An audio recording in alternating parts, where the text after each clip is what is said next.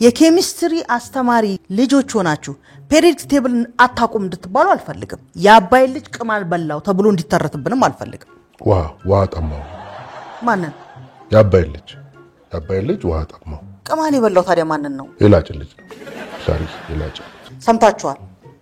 የኔ ልጆች ሆናችሁ ቅማልም እንዲበላችሁ ውሃም እንዲጠማችሁ አልፈልግም ፔሪዮዲክ ቴብል ያጠናው ከባድ ጥያቄ አጋጥሞኛል ምንድነው ጥያቄው ኢልሽ ኤሌመንቶች ስም አጠራር አብዛኞቹ በመጀመሪያ ስማቸው ይጠራሉ which is okay አሁን ለምሳሌ ኦክሲጅን ኦ ናይትሮጅን ኤን ሃይድሮጅን ኤች ምናምን ትርጉም አለው ግን አንዳንዶቹ ለምሳሌ ፖታሺየም ኬ ሶዲየም ኤንኤ ጎልድ ኤዩ ጉድኩን እነዚህ ለምን ራሳቸው መደበቅ አስፈልጋቸው ዋናው በስማቸው አፍሮ ነው ሌላው ይሁንሽ ሌሎቹን ታዩ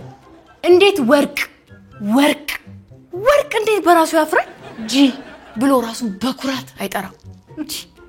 ዋጋው የገባው አልመሰለኝ ከሸፈ ትውልድ ብሬኪንግ ባድ ሚሊዮን ፊልም አይተሽዋላ ትንሽ አይቼዋለሁ በጣም ጥሩ እና ደግሞ መሪ ተዋናዩ ኬሚስትሪ አስተማሪ መሆኑን ታውቂያለሽ ያው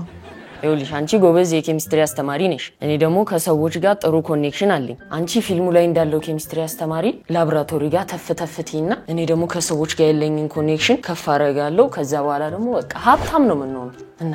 ምን ታስቢያለሽ